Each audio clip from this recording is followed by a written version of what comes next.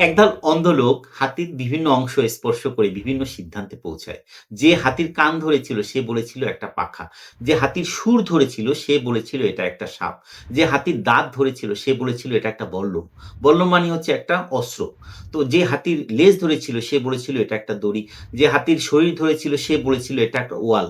যে হাতির পা ধরেছিল সে বলেছিল এটা একটা গাছের গুড়ি। প্রত্যেকেই তাদের দৃষ্টিকোণ থেকে কারেক্ট ছিল। কিন্তু সামগ্রিক চিত্রটা তারা কিন্তু দেখেনি। তো আমাদের পারিবারিক লাইফে বা আমাদের অর্গানাইজেশনেও কিন্তু আমরা সামগ্রিক চিত্রটা কিন্তু না দেখেই কিন্তু অনেক সময় কমেন্টস করি, অনেক সময় ডিসিশন নিই, অনেক সময় জাজমেন্টাল হয়ে যাই। তার ফলে কিন্তু অনেক প্রবলেম হয়। যেমন ধরুন আপনি যদি বাম দিক থেকে একটা মানে অ্যালফাবেট বা একটা অক্ষর দেখেন সেটাকে কিন্তু 6 মনে হবে। আবার ডান দিক থেকে যদি অক্ষরটা দেখেন এটাকে কিন্তু 9 মনে হবে।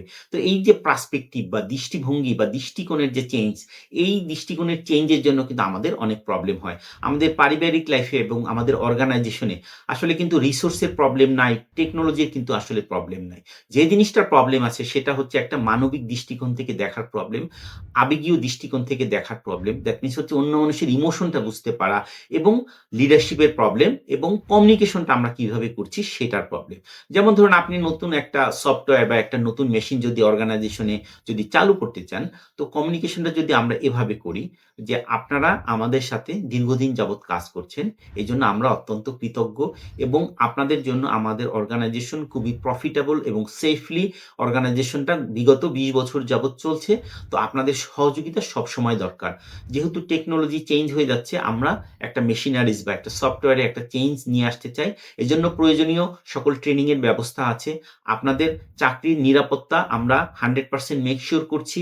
প্রয়োজনীয় ট্রেনিং দেওয়ার পরে যে বেস্ট পারফর্মার হবে বা বেস্ট ১০ জন পারফর্মারকে আমরা অ্যাওয়ার্ডেড করব এবং এই টেকনোলজি এবং এই মেশিনারিজটা লঞ্চ করার ফলে আমরা আশা করি ইনশাআল্লাহ অর্গানাইজেশনের প্রফিটেবিলিটিও বেড়ে যাবে এবং আপনাদের ইয়ার ইন যে একটা বোনাস দেওয়া হয় এটার পরিমাণও কিন্তু ১০% বেড়ে যাবে। এভাবে অর্গানাইজেশনে যে এমপ্লয়ি আছে তাদের কি বেনিফিট, তাদের প্রতি কেয়ার নিয়ে তাদের জব সিকিউরিটিটাকে যদি এনশিওর করে আমরা একটা চেঞ্জ ম্যানেজমেন্টকে কমিউনিকেট করতে পারি, তাহলে কিন্তু আমাদের যে অর্গানাইজেশনের যে প্রবলেমগুলি সেটা কিন্তু দূর হয়ে যায়। তো আমরা আসলে কমিউনিকেট সঠিকভাবে করতে পারছি না। আমরা মানবিক দৃষ্টিকোণ থেকে মানুষ কিন্তু বিচার করছি না। আমরা মানুষের আবেগটা না বুঝতে পেরে আমরা যখন কিছু একটা চাপিয়ে দিই, তখনই কিন্তু প্রবলেম হয়। তো আমরা যখন অন্যর দৃষ্টিভঙ্গি থেকে আমরা দেখতে পারবো, তো দৃষ্টিভঙ্গি থেকে দেখতে পারলে তখন যেটা হয় আমাদের তাদের সাথে কিন্তু বোঝাপড়াটা কিন্তু সহজ হয়ে যায়। যেটা 6 এবং 9 এর যে গল্পটা আমরা বলেছিলাম। তো দৃষ্টিভঙ্গি থেকে যদি দেখতে পারি তাহলে তাদের সাথে বোঝাপড়া ভালো হয়।